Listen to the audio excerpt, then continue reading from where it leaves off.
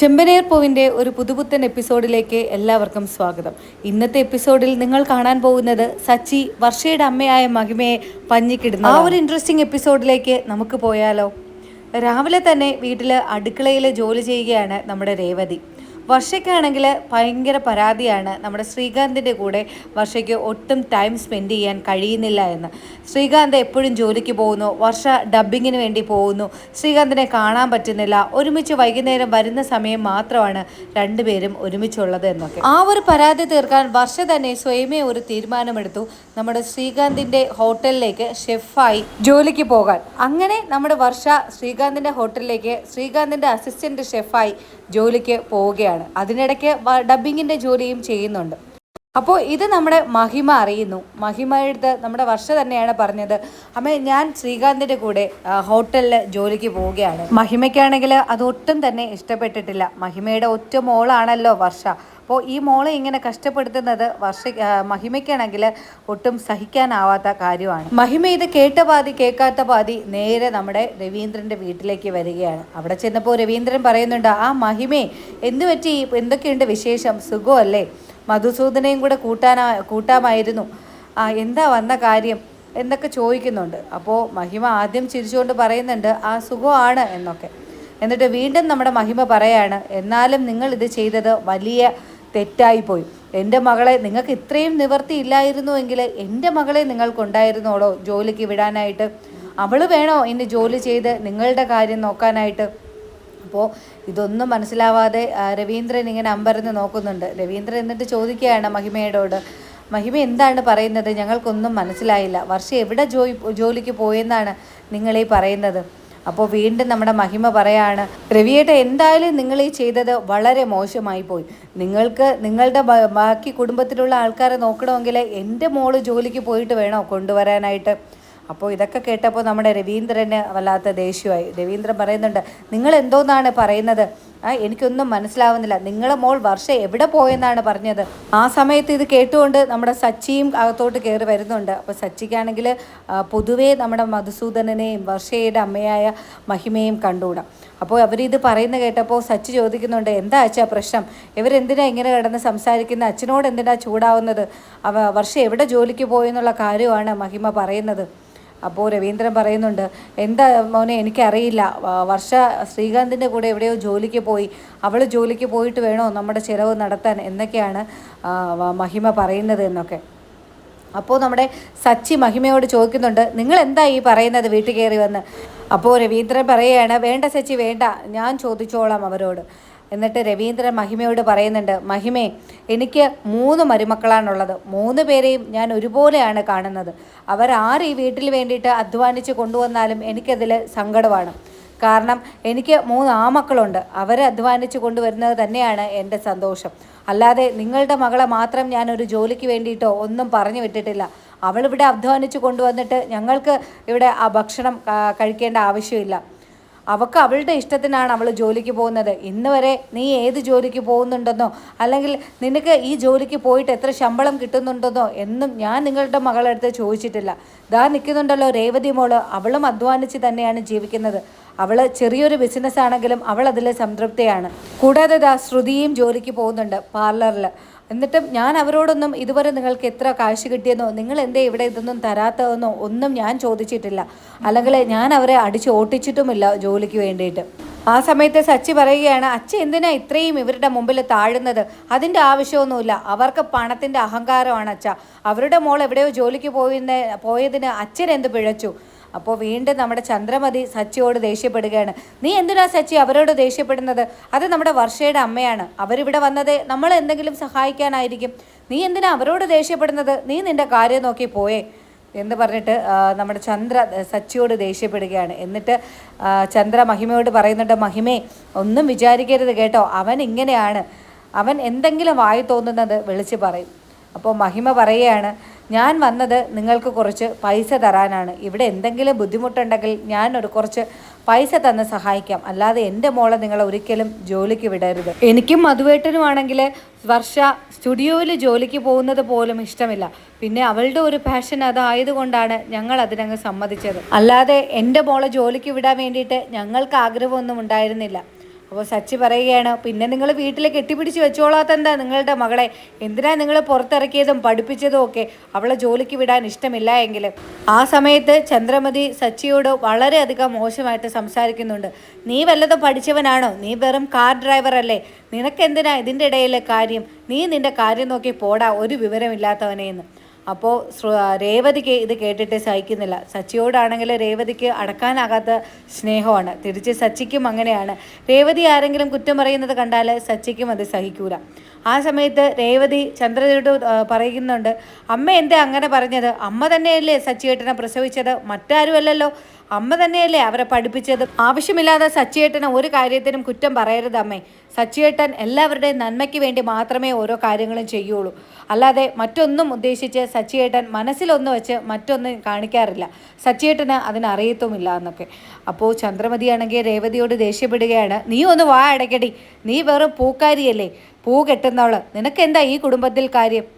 ആ സമയത്ത് രവീന്ദ്രൻ പറയുന്നുണ്ട്, നീ ചന്ദ്രയെ ഒന്ന് വാ അടയ്ക്കുന്നുണ്ടോ? ഈ രേവതി നമ്മുടെ വീടിൻ്റെ ആ മൂത്ത മരുമകളാണ്, അവൾ പറയുന്നതിലും കാര്യമുണ്ട്. എന്നിട്ട് രേവതി ചന്ദ്രയോട് പറയുന്നുണ്ട്, അമ്മ കേൾക്കുന്നില്ലേ ഇത്രയും നേരം വർഷയുടെ അമ്മ അച്ഛനെ തരം താഴ്ത്തി സംസാരിച്ചത്? അച്ഛൻ അറിഞ്ഞുകൊണ്ടാണ്, അല്ലെങ്കിൽ ഇവിടുത്തെ ചിലവ് നടത്താൻ വേണ്ടിയിട്ടാണ് വർഷയെ ജോലിക്ക് വിടുന്നത് എന്നൊക്കെ. എന്നിട്ട് എന്തേ അമ്മ ഒന്നും മിണ്ടാതെ നിൽക്കുന്നത്? അവരുടെ ഭാഗം ചേർന്ന് നിൽക്കുന്ന എന്തിനാ? അച്ഛൻ അങ്ങനെയാണോ ഉദ്ദേശിക്കുന്നത്? അച്ഛൻ ഒരിക്കലും അങ്ങനെ ചെയ്യുന്ന ആളല്ല. ഞങ്ങളെ ഒരിക്കലും മറ്റൊരു കണ്ണിൽ അച്ഛൻ കണ്ടിട്ടുമില്ല. അച്ഛന് 3 മരുമക്കളും ഒരുപോലെ തന്നെയാണ്. അപ്പോൾ ആ സമയത്ത് വീണ്ടും മഹിമ പറയുന്നുണ്ട്, ഞാൻ മറ്റൊന്നും ഉദ്ദേശിച്ചല്ല പറഞ്ഞത്. എൻ്റെ മോളും കൂടെ താമസിക്കുന്ന വീടല്ലേ ഇത്. ഇവിടെ എന്തെങ്കിലും ബുദ്ധിമുട്ടുണ്ടെങ്കിൽ ഞങ്ങളും കൂടെ അറിഞ്ഞ് ഇവിടെ ചിലവാക്കണ്ടേ? അപ്പോൾ ഞാനിവിടെ ഒരു ബ്ലാങ്ക് ചെക്ക് കൊണ്ടുവന്നിട്ടുണ്ട്. നിങ്ങൾക്കതിൽ എത്ര രൂപ വേണമെങ്കിലും എഴുതിയെടുക്കാം. ഞങ്ങൾക്കതിൽ യാതൊരു പ്രശ്നവും ഇല്ല.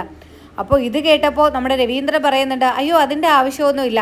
ഞങ്ങൾക്ക് കഴിയണമെങ്കിൽ ഞങ്ങളുടെ മക്കൾ അധ്വാനിച്ച് കൊണ്ടുവരും. ഇല്ലെങ്കിൽ ഞാനും 19 കൊല്ലം ബസ് ഡ്രൈവറായിട്ട് ജോലി ചെയ്തതല്ലേ. ഞാനും അധ്വാനിക്കാൻ മനസ്സുള്ള ഒരാൾ തന്നെയാണ്. ഞങ്ങൾക്ക് മറ്റാരുടെയും ഔദാര്യത്തിൻ്റെ ആവശ്യമില്ല. അപ്പോൾ വീണ്ടും മഹിമ പറയുന്നുണ്ട്, ഇതൊരു ഔദാര്യമായിട്ടൊന്നും നിങ്ങൾ കണക്കാക്കണ്ട. എൻ്റെ മോൾ ഈ വീട്ടിൽ താമസിക്കുന്നു, അവൾക്ക് ഞാൻ എന്തെങ്കിലും കൊടുക്കുന്നു, അങ്ങനെ കരുതിയാൽ മതി. അപ്പോൾ സച്ചി പറയുകയാണ്, നിങ്ങളുടെ മോക്ക് എന്തെങ്കിലും കൊടുക്കണമെങ്കിൽ അവൾക്ക് മാത്രമായിട്ട് കൊടുക്കണം. ഈ വീട്ടിൽ നിങ്ങളുടെ ഔദാര്യത്തിൻ്റെ ആവശ്യം ഞങ്ങൾക്കില്ല. അവസാനം ഈ വീട്ടിൻ്റെ ഉടമയായിട്ട് നിങ്ങൾക്ക് നിൽക്കാനായിരിക്കുമല്ലേ, ഞങ്ങളെല്ലാം നിങ്ങളുടെ അടിമയായിട്ട് ഇരിക്കാനായിരിക്കും.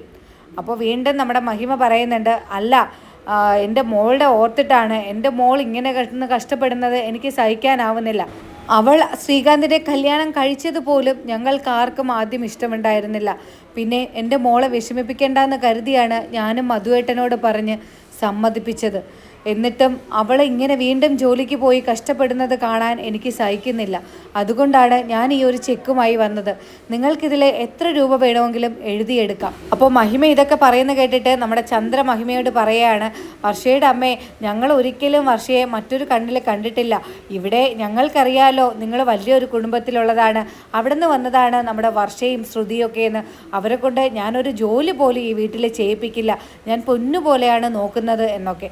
അപ്പോൾ സച്ചിക്ക് അത് പിടിക്കുന്നില്ല. നമ്മുടെ രേവതിയെ തരം താഴ്ത്തി സംസാരിക്കുന്നതും അവരെ മറ്റു വലിയ മക്കളായിട്ട് കണക്കാക്കുന്നതും ഒന്നും സച്ചിക്ക് ദേഷ്യം വരികയാണ്. അപ്പോൾ സച്ചി പറയുന്നുണ്ട്, നിങ്ങൾ പണ്ടേ അങ്ങനെയാണല്ലോ, നിങ്ങൾ പൈസ നോക്കിയല്ലേ ബാക്കിയുള്ളവരുടെ അളക്കുന്നത്, നിങ്ങൾ അങ്ങനെ തന്നെ ചെയ്തോ എന്നൊക്കെ. അപ്പോൾ വീണ്ടും രേവതി നമ്മുടെ മഹിമയോട് പറയുന്നുണ്ട്, ആൻറ്റി, വർഷയെ ഇവിടെ ആരും നിർബന്ധിച്ച് വിട്ടതല്ല. അച്ഛനൊന്നും വർഷയോട് ഒരിക്കൽ പോലും പറഞ്ഞിട്ടില്ല ജോലിക്ക് പോയി ഇവിടെ ചിലവ് നടത്തണമെന്നൊക്കെ. വർഷ സ്വന്തം ഇഷ്ടപ്രകാരമാണ് ഇപ്പോൾ ശ്രീകാന്തിൻ്റെ കൂടെ ജോലിക്ക് പോയത്.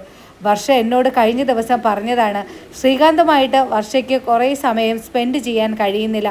വർഷ ഡബ്ബിങ്ങിൻ്റെ ജോലിക്കും ശ്രീകാന്ത് ഹോട്ടലിലും പോകുന്നത് കൊണ്ട് രാവിലെ അവർ പോകുന്നു, രാത്രി ഒരുമിച്ച് വരുന്നു. പക്ഷേ ഇതിനിടയ്ക്ക് അവർക്ക് കാണുവാനോ സംസാരിക്കാനോ ഒന്നും കഴിയുന്നില്ല. അവർക്കിടയിലുള്ള സ്പേസ് കൂടിക്കൂടി വരുന്നുണ്ട്. അതുകൊണ്ട് എന്തായാലും രേവതി ചേച്ചി എനിക്കൊരു മാർഗം പറയണം. ഞാൻ എന്തായാലും ശ്രീകാന്തിൻ്റെ കൂടെ ഹോട്ടലിൽ പാർട്ട് ടൈം ജോലിക്ക് പോകുന്നുണ്ട് എന്നൊക്കെ. അങ്ങനെ സ്വയം തീരുമാനമെടുത്താണ് വർഷ ജോലിക്ക് പോയത്. അല്ലാതെ ആൻറ്റി, നമ്മുടെ വർഷയെ ഒരിക്കലും ആരും അറിഞ്ഞുകൊണ്ട് പറഞ്ഞു വിട്ടതല്ല. അവൾക്ക് ഇഷ്ടമാണ് ശ്രീകാന്തിൻ്റെ കൂടെ കുറേ സമയം സ്പെൻഡ് ചെയ്യാൻ. അങ്ങനെയാണ് അവളൊരു തീരുമാനമെടുത്ത് അവിടേക്ക് പോയത്. അപ്പോൾ വീണ്ടും നമ്മുടെ മഹിമ പറയുന്നുണ്ട്, ശരി, അതെനിക്ക് മനസ്സിലാവുന്നുണ്ട്. എന്നാലും ഇവിടെ എന്തെങ്കിലും ബുദ്ധിമുട്ടുണ്ടെങ്കിൽ ഞാൻ ഒരു ചെക്ക് തരാം, ബ്ലാങ്ക് ചെക്കാണ്. നിങ്ങൾക്ക് ആവശ്യമുള്ളത് നിങ്ങൾ എഴുതിയെടുത്തോളൂ. അപ്പോൾ നമ്മുടെ സച്ചി അത് കേട്ടുകൊണ്ട് നിന്നിട്ട് പറയുന്നുണ്ട്, എങ്കിൽ പിന്നെ ആയിക്കോട്ടെ, നിങ്ങൾ ഇത്രയും സ്നേഹത്തിൽ തരുന്നതല്ലേ, ഞങ്ങൾ ആ ചെക്ക് വാങ്ങിച്ച് അതിൽ തുക എഴുതിക്കോളാം. അപ്പോൾ സച്ചി ആദ്യം 5000 എന്ന് എഴുതുന്നുണ്ട്. സച്ചിയാണെങ്കിൽ എഴുതുന്നത് കണ്ടിട്ട് മഹിമയ്ക്കാണെങ്കിൽ ആദ്യമൊക്കെ ഒരു പുച്ഛം പോലെയായിരുന്നു. സച്ചിയുടെ മുഖത്ത് നോക്കിയിട്ട് ഒരുമാതിരി പുച്ഛഭാവമൊക്കെ കാണിക്കുന്നുണ്ട്. 5000 ആണോ നീ എഴുതിയത്? അപ്പോൾ സച്ചി കുറച്ച് കഴിഞ്ഞ് അവരുടെ മുഖത്ത് നോക്കിയിട്ട് അതിൻ്റെ കൂടെ ഒരു 0 കൂടെ ഇട്ട് 50000 എന്നാക്കുന്നുണ്ട്. അപ്പോൾ അപ്പോഴും നമ്മുടെ മഹിമയ്ക്ക് വലിയ കുലുക്കമൊന്നുമില്ല. 50000 അല്ലേ, നമുക്കിത് ഈസി ആയിട്ട് കൊടുത്താൽ കിട്ടുന്നതല്ലേ ഉള്ളൂ എന്നൊക്കെ. വീണ്ടും നമ്മുടെ സച്ചി പതിയെ നിന്നിട്ട് അതിൻ്റെ കൂടെ ഒരു 0 കൂടെ ഇട്ട് 5 ലക്ഷം എന്നാക്കുന്നുണ്ട്. അപ്പോൾ നമ്മുടെ മഹിമയുടെ ഉള്ളിൽ ചെറിയൊരു ഭാവഭേദമൊക്കെ വന്നെങ്കിലും മുഖത്ത് ഇതൊന്നും കാണിച്ചില്ല. മഹിമയ്ക്ക് മനസ്സിലായി 5 ലക്ഷം അത് നമുക്ക് എങ്ങനെയെങ്കിലും കൊടുക്കാമല്ലോ എന്നൊക്കെ. വീണ്ടും നമ്മുടെ സച്ചി അതിൻ്റെ കൂടെ ഒരു 0 കൂടെ ഇട്ട് 50 ലക്ഷം ആക്കുന്നുണ്ട്. അപ്പോൾ അത് കഴിഞ്ഞപ്പോൾ തന്നെ നമ്മുടെ മഹിമ ആകെ വേർത്ത് കുളിച്ച് മുഖമൊക്കെ ചമ്മി നാറി നിൽപ്പുണ്ട്. 50 ലക്ഷം എഴുതിയില്ലേ. വീണ്ടും സച്ചി നിർത്തിയില്ല. വീണ്ടും അതിൻ്റെ കൂടെ ഒരു 0 കൂടി ഇട്ട് 5 കോടി ആക്കുന്നുണ്ട്. ആ സമയത്താണ് നമ്മുടെ മഹിമ ഓടി വന്ന് നമ്മുടെ സച്ചിയുടെ കാലിൽ വീഴുന്നത്. അയ്യോ മോനെ, അങ്ങനെ ചെയ്യരുതേ, ഞങ്ങളുടെ കയ്യിൽ അത്രയും തുകയൊന്നും എടുക്കാനില്ല എന്നൊക്കെ. അപ്പോൾ സച്ചി പറയുന്നുണ്ട്, നിങ്ങൾ വലിയ ആളായിട്ടാണല്ലോ ഇവിടെ ബ്ലാങ്ക് ചെക്കും കൊണ്ടുവന്നത്, എത്ര വേണമെങ്കിലും ഇവിടെ എഴുതിയെടുത്തു എന്നൊക്കെ പറഞ്ഞിട്ട് പിന്നെ എന്തിനാണ് നിങ്ങൾ ഇങ്ങനെ പണത്തിൻ്റെ അഹന്ത കാണിക്കുന്നത്? അപ്പോൾ ചന്ദ്രമതിക്കാണെങ്കിൽ സച്ചി ഇങ്ങനെ കാണിക്കുന്നത് കണ്ടിട്ട് പിടിക്കുന്നുമില്ല. ചന്ദ്രമതിക്ക് കുറച്ച് പൈസയെങ്കിലും കിട്ടിയാൽ കൊള്ളാമെന്നുണ്ട്. വീടൊക്കെ റെഡിയാക്കി ഒരു റൂമും കൂടെയൊക്കെ എടുക്കാമല്ലോ എന്ന ഉദ്ദേശം നമ്മുടെ ചന്ദ്രമതിക്കുണ്ട്. ആ സമയത്ത് സച്ചി മഹിമയോട് പറയുന്നുണ്ട്, പിന്നെ എന്തിനാ നിങ്ങൾ ഇവിടെ നിന്ന് കുറേ നേരം ഡയലോഗ് അടിച്ചത്? എൻ്റെ മോള് ജോലിക്ക് പോകുന്നു, ഞങ്ങളിവിടെ പണക്കാരായിട്ട് താമസിക്കുന്നു, നിങ്ങൾ പാവപ്പെട്ടവരാണ്, നിങ്ങൾക്ക് എൻ്റെ മകളാണ് ജോലിക്ക് പോയിട്ട് കൊണ്ടുവരുന്നത് എന്നൊക്കെ ആവശ്യമില്ലാത്ത കാര്യം പറഞ്ഞാൽ ഇങ്ങനെ ഇരിക്കും. അപ്പോൾ ആ സമയത്ത് മഹിമയ്ക്ക് ഒന്നും തിരിച്ച് പറയാൻ ഉത്തരവില്ല. മഹിമ തല കുനിച്ച് അങ്ങ് നിൽക്കുകയാണ്. എന്നിട്ട് സച്ചി അവരെ മുഖത്ത് നോക്കി പറയുന്നുണ്ട്, ഞാൻ നിങ്ങളെ ഒന്ന് പരീക്ഷിക്കാൻ വേണ്ടി തന്നെയാണ് ഇത് ചെയ്തത്. എനിക്കോ എൻ്റെ അച്ഛനോ നമ്മുടെ കുടുംബത്തിനോ നിങ്ങളുടെ യാതൊരു ഔദാര്യത്തിൻ്റെ ആവശ്യമില്ല. നിങ്ങളുടെ 5 ലക്ഷവും വേണ്ട, 5 കോടി രൂപ പോലും നമുക്ക് വേണ്ട. അല്ലെങ്കിൽ പോട്ടെ, നിങ്ങളുടെ ഒരു ചില്ലി കാശ് പോലും ഞങ്ങൾക്കോ എൻ്റെ അച്ഛനോ ഈ വീട്ടിലത്തേക്ക് ആവശ്യമില്ല. നിങ്ങളുടെ മോക്ക് കൊടുക്കണമെങ്കിൽ നിങ്ങൾ എന്തെങ്കിലും അവർക്ക് മാത്രമായിട്ട് വാങ്ങിച്ചു കൊടുക്കാം. അത് നിങ്ങളുടെ അവകാശമാണ്. അല്ലാതെ ഞങ്ങളെ എല്ലാവരെയും വിലക്കെടുക്കേണ്ട ആവശ്യമില്ല. എന്നിട്ട് സച്ചി ആ ചെക്ക് അവരുടെ മുമ്പിൽ വെച്ച് തന്നെ അങ്ങ് കീറി കളയുകയാണ്. എന്നിട്ട് സച്ചി പറയുകയാണ്, ഞാൻ നിങ്ങളെ ഒന്ന് പരീക്ഷിക്കാൻ ചെയ്തെന്നേ ഉള്ളൂ, ഇനി മേലാൽ ഇത് ആവർത്തിക്കരുത്. ഇങ്ങനെ പറഞ്ഞിട്ട് ഈ ഒരു എപ്പിസോഡ് ഇവിടെ അവസാനിക്കുകയാണ്. ഈ ഒരു എപ്പിസോഡ് നിങ്ങൾക്ക് ഇഷ്ടമായാൽ ലൈക്കും ചാനൽ കൂടി ഒന്ന് സബ്സ്ക്രൈബ് ചെയ്യാനും മറക്കരുത്. ഇനി പുതിയൊരു എപ്പിസോഡിൽ കാണും വരയ്ക്കും ബൈ.